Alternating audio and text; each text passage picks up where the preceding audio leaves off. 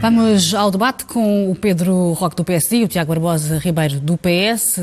Boa tarde aos dois, antes de mais, dizer que o Chega declinou o nosso pedido para também cá estar.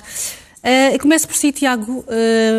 Eu perguntava se o Governo está a dar sinais de que pode recuar nestes dois pontos, o aleitamento materno e o luto gestacional, e pergunto-lhe se é o suficiente para o PS viabilizar este projeto.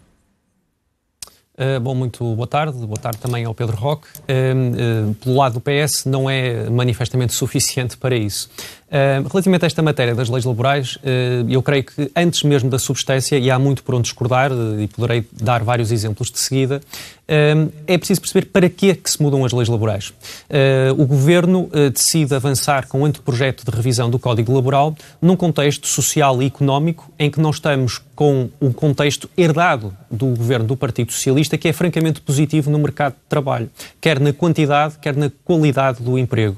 Nós neste momento estamos em máximos históricos de empregabilidade, acima de 5,2 milhões de empregados no país. Estamos com uma taxa de desemprego na casa dos 6% e a taxa de precariedade tem vindo a baixar de forma significativa também. Em 2015, quando o PS iniciou funções, superava os 22%, quando o PS deixou funções, está na casa dos 15%.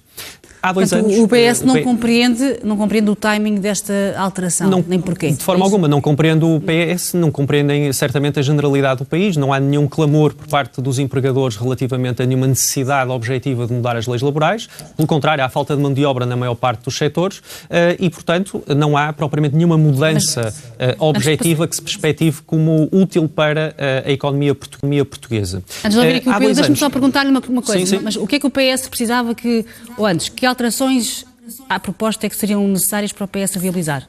Eu não consigo colocar as coisas nesses termos, porque o PS, quando esteve em funções governativas, aprovou um pacote designado de Agenda para o Trabalho Digno, que foi trabalhado durante anos, teve dezenas de propostas de alteração, foi à Comissão Permanente da Concertação Social, envolveu os parceiros sociais e está em vigor há 2 anos.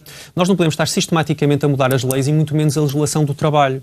Esta legislação do trabalho está a funcionar, a precariedade tem vindo a baixar, os salários têm vindo a aumentar, o número de trabalhadores empregados tem vindo a aumentar e isso resulta também daquilo que foi feito no âmbito da legislação laboral, que foi feita há muito pouco tempo por iniciativa do PS e, portanto, não nos parece que seja necessário uma revisão desta natureza. Tiago, deixe-me só ouvir aqui o Pedro Roque.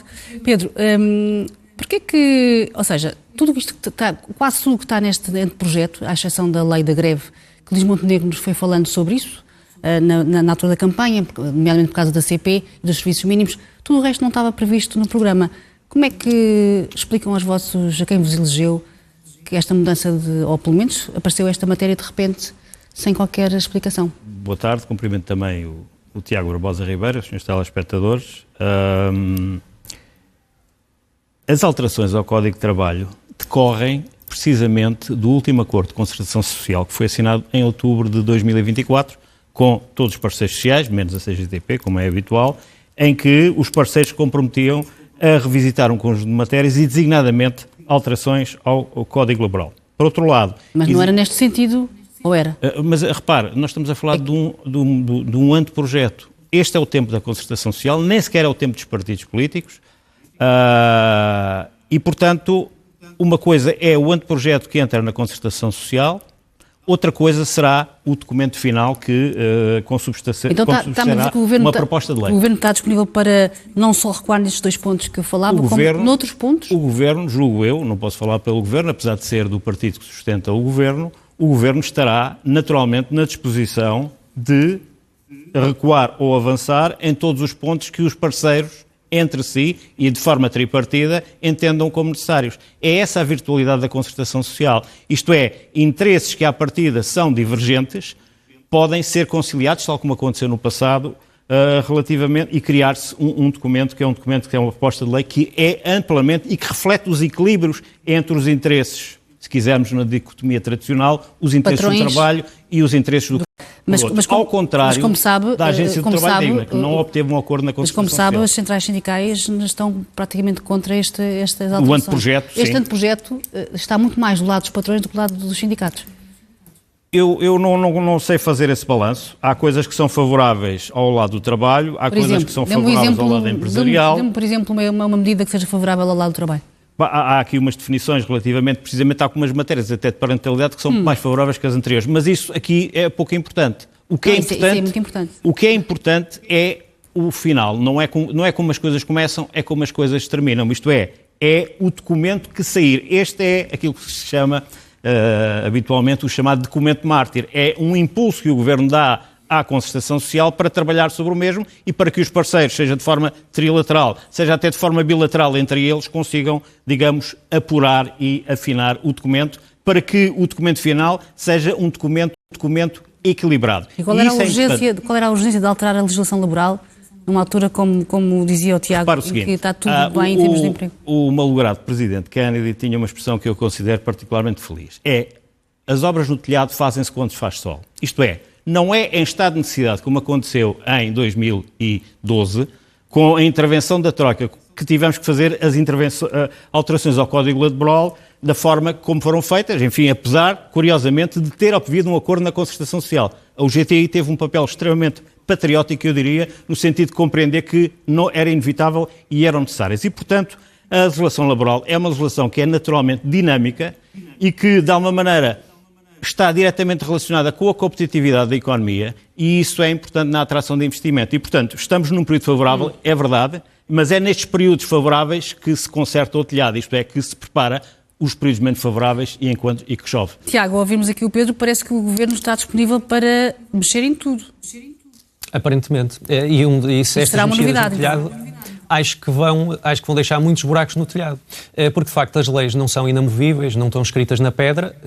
Insisto, que nós o Partido Socialista fez uma revisão profunda da legislação do trabalho e fez uma legislação profunda da revisão da lei do trabalho num contexto de enorme atração do investimento estrangeiro, de fomento das relações estáveis, laborais. O que nós vemos neste momento é um conjunto de medidas que constam deste anteprojeto que são muito preocupantes e muito gravosas. Para além da parentalidade, que já foi aqui referida, importa salientar alguns pontos que nos deixam profundamente preocupados. Os contratos a termo passam novamente de 2 para 3 anos. 3 anos. Os contratos a termo incerto passam de 4 para 5.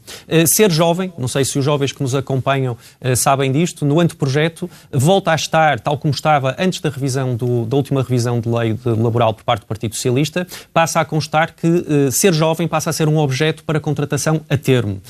Ao nível, por exemplo, dos despedimentos coletivos, empresas que façam despedimentos coletivos podem substituir esses trabalhadores por outsourcing, portanto fazem o despedimento coletivo por necessidades económicas e depois vão ao lado e contratam em outsourcing trabalhadores mais baratos para a mesma função.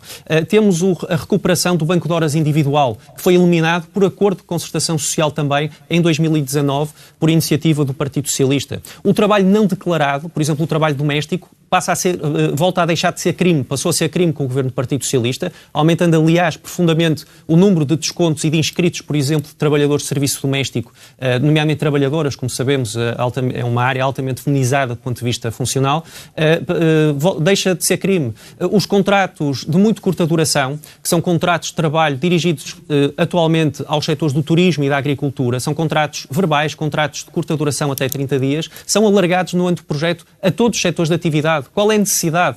Qual é o objetivo Tiago, desculpe interrompê-lo. de individualizar as relações de trabalho deste nível? Tudo isso teria que ser alterado ou voltado à estaca zero, para essa expressão, para o PS viabilizar qualquer outra alteração mais... Sim, certamente. Nós não vemos, por isso a minha intervenção inicial, nós não vemos qualquer necessidade de intervenções a este nível. Isto não está em causa que aqui ou acolá se não querem nenhuma alteração à legislação laboral?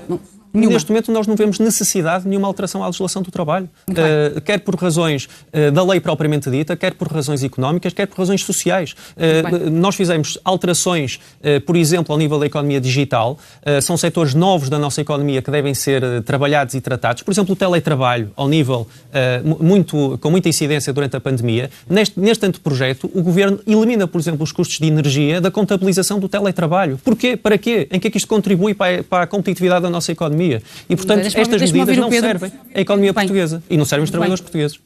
Muito bem, Tiago. Pedro, portanto, já percebemos que o PS não vai viabilizar, por muito que digas que o Governo está aberto a alterar alguns pontos, mas o PS acha que, de facto, não é a altura, não é o timing, não é necessária agora uma revisão da legislação laboral.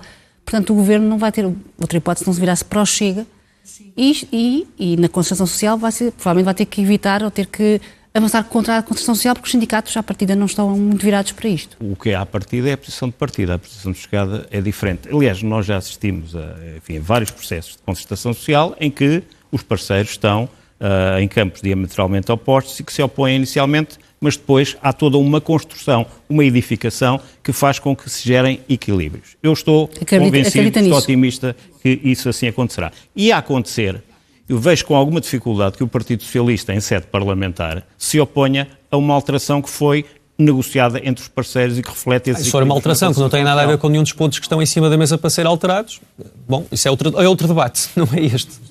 Portanto, estas posições a priorísticas não parecem corretas num partido com responsabilidade como o Partido Socialista. Aliás, no passado, sempre que houve alterações que vieram da concertação social com governos do Partido Socialista, o PSD foi coerente com a sua posição que respeita os parceiros e viabilizou essa mesma. Pedro, o caso da agenda para o trabalho digno é um caso paradigmático até.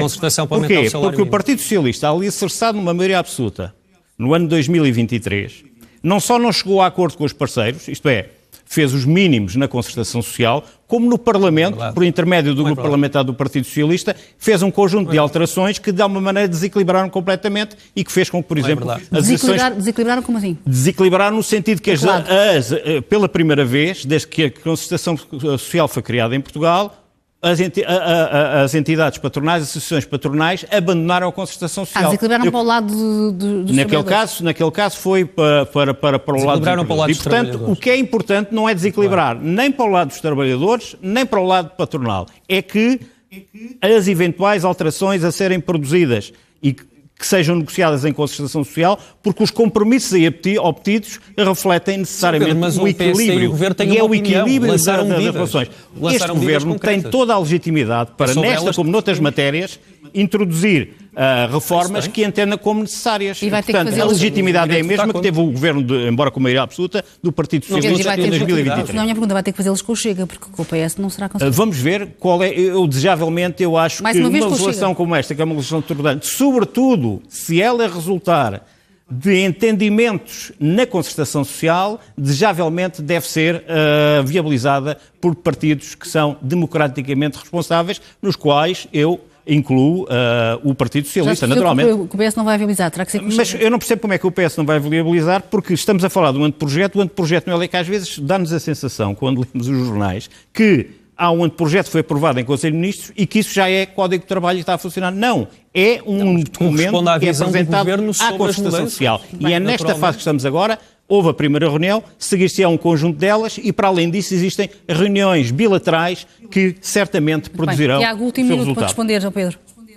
Sim, uma resposta muito rápida relativamente à concertação social. O PS respeita a concertação social e, ao contrário do que aconteceu noutros governos, porque o Pedro diz que o PS respeita sempre a concertação social, não é verdade. Relembro que Passos Coelho fez uma mudança na TSU que depois teve que recuar sem ir sequer à concertação social e, ainda recentemente, quando o governo do Partido Socialista chegou a um acordo para aumentar o salário mínimo em sede de concertação social, o PSD votou contra esse aumento e esse acordo em sede parlamentar. E, portanto, não é verdade que assim tenha sido. O único padrão aqui é que vota sempre contrariamente aos direitos e aos interesses dos trabalhadores quando está em discussão a matérias laborais. Esse tem sido um padrão e esse padrão está refletido neste anteprojeto. Nós temos de discutir as medidas concretas, eu dei aqui 6 ou 7 exemplos, que merecem a mais profunda discordância por parte do Partido Socialista e estou em crer que merecem a maior discordância por parte da generalidade dos portugueses e, portanto, exprimimos também esse sentimento. Não vamos apoiar estas medidas se elas se mantiverem assim. Pedro, último minuto para responder. Estava a dizer-me que o salário mínimo? O salário mínimo não passa pela concertação social. É uma mera auscultação e é uma decisão do Governo, haja ou não, estejam ou não os parceiros de acordo. Estamos a falar de acordos de concertação social, que são compromissos tripartidos com outra profundidade. A melhor maneira de verificar, digamos, que se os interesses estão aqui equilibrados ou não, e ainda estamos a falar do anteprojeto, não estamos a falar daquilo que sair da concertação social, é o facto de termos, por um lado, o Partido Socialista, enfim, não falo dos partidos à esquerda do Partido Socialista, porque nesta matéria estão sempre contra tudo. O Partido Socialista a dizer que há aqui um recuo civilizacional. Palavras do Secretário-Geral. E, por outro lado, temos, por exemplo, a Iniciativa Liberal a dizer que isto é muito fraco, isto não é nada... E, portanto, significa que estamos do lado do equilíbrio. E o equilíbrio é o equilíbrio entre interesses do trabalho, interesses do capital e, acima de tudo, um interesse comum, que é o interesse da economia nacional. Bem, Pedro e Tiago, obrigado aos dois por terem estado connosco neste. Muito obrigado. Obrigado.